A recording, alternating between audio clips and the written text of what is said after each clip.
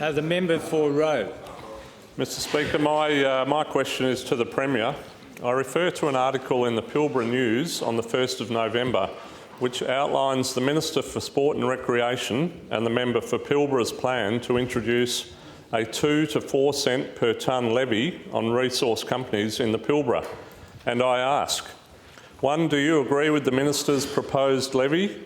And 2, can you explain why asking big miners in the Pilbara to chip in for sporting equipment is okay, but asking for an increase to the special lease rental to fund hospitals, schools and the broader state budget isn't?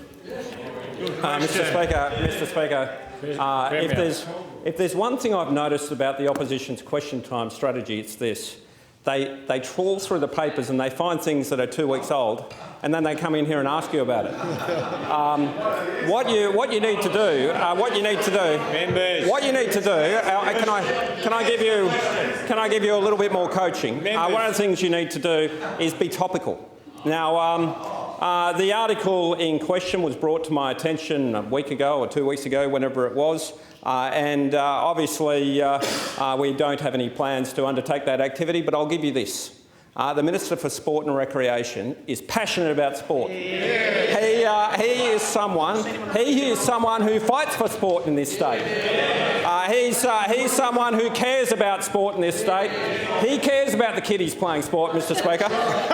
And you would do well, rather than coming in here trying to score points off obscure newspaper articles, to go and talk to the Minister for Sport and Recreation. He is someone who could teach everyone in this place a thing or two about sport. He is a well-known collie sporting identity and sporting champion, Mr Speaker, and the member for Pilbara as well. He is a local champion and local hero as well, who represents his community very well. So all I'd say to you, member for Roe, is people like the Minister for Sport and Recreation is experienced. He's knowledgeable. He's done a great job today. He's taking forward the case of sport. You should seek his counsel more often. Supplementary. I will let the Premier know that I have played my fair share of sport over the years, but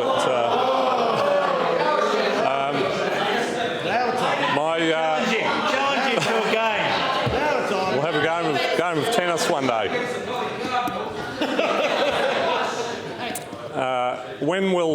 Premier, when will your government start focusing on meaningful debt reduction strategies to ensure all West Australians benefit from our natural resources? Good question. Mr Speaker, 2 things are plain from that question.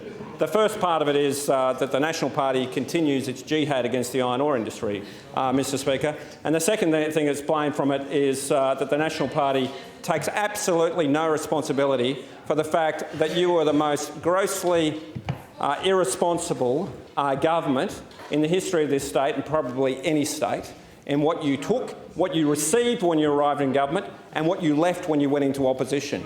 It is simply, frankly, appalling. It is appalling what you did.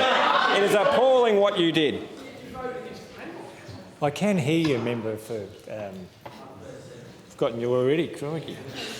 Norwest Central, but you just talk a bit quieter. I know you want to be heard, but you don't make sense when you make a noise. It is appalling what you did. And whilst you, member for Roe, you weren't here. You weren't here during those dismal years when the Liberal and National parties devastated this state's finances, so I don't actually blame you.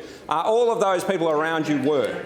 And they were the ones who did it. But I also note that the National Party, when you talk about these issues, budget repair measures we bring into this House, you vote against. And so you come in here and you ask these questions about these issues, and when it comes to actually putting your money where your mouth is, actually voting on something, you vote against them. So I think you need to learn about this thing called consistency.